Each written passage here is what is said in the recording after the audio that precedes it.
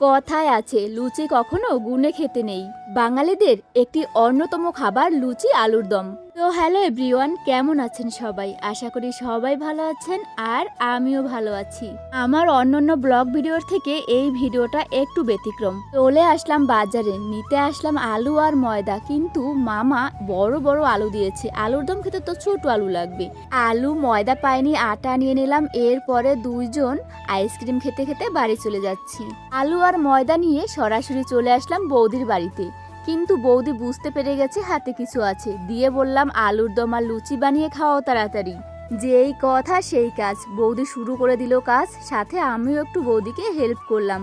এখন তো 4টার বেশি বেজে গেছে, যদিও এটা বানাতে বানাতে অনেকটা টাইম লাগবে, তাই ভাবলাম দুজনে মিলেমিশে কাজ করলে তাড়াতাড়ি হয়ে যাবে। কিন্তু ক্যামেরার ওপাশ থেকে ক্যামেরাম্যান এত তাড়া দিচ্ছে, মনে হচ্ছে কাঁচা আলু কাঁচা আটা খেয়ে নিবে। এমন সময় বৌদির কাছে লুচি আর আলুর দম খাওয়ার বায়না করলাম, এসে দেখি বৌদি মাছ কাটবে। তাই বললাম আমি মাছ কয়টা কেটে দেই, তুমি তাড়াতাড়ি করে লুচি আলুর দম রান্না করে দাও। মেয়েদের বায়না তো এক পূরণ করে মা, আর দ্বিতীয় পূরণ করে বৌদিরা, তাই না?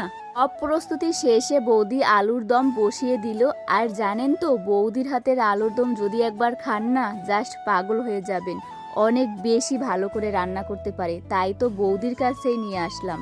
অনেক রকমারি মশলাও দেয়নি, কিন্তু আদা বাটা, জিরা বাটা, ধনিয়া বাটা, হলুদ, লবণ, মরিচ, সাথে একটু দিয়েছিল গরম মশলা। ব্যাস, এবার বলে ফেলেন কার কার আমার বৌদির হাতের আলুর দম খেতে ইচ্ছে করে। সবাইকে তো আর রান্না করে খাওয়াতে পারবো না, যাদের ইচ্ছে করে জাস্ট একটু কমেন্টে লিখবেন হ্যাঁ আমার ইচ্ছে করে, তাহলেই বুঝতে পারবো। আর দেখেন কালারটা যা এসেছে না, কড়াইটায় এত পরিমাণে ঝোল আছে না, খেয়ে নিলাম।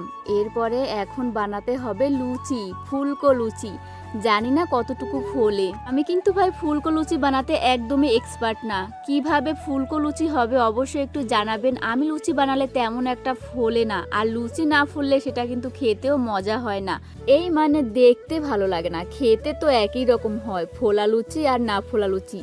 এই দেখেন লুচিটা কিন্তু দারুণ ফুলেছে। সবাই মিলেমিশে আমরা লুচি বানালাম, দর্শকের অভাব নাই।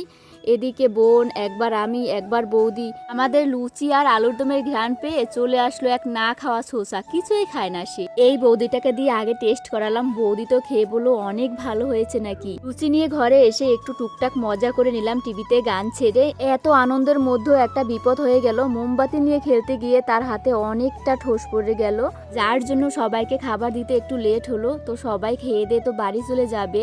পছন্দের খাবার সামনে রেখে কতক্ষণ না খেয়ে থাকা যায় বলেন? আর দেখেন সবাই তো মানে কি বলবো, খাচ্ছে কিভাবে, বোঝাই যাচ্ছে কি ভালো হয়েছে। একদম খেতে খেতে খালি করে দিলাম। আচ্ছা এবার বলেন তো ভিডিওটা কেমন হয়েছে, অবশ্যই কমেন্ট করবেন। সবাই ভালো থাকবেন, সুস্থ থাকবেন, টাটা।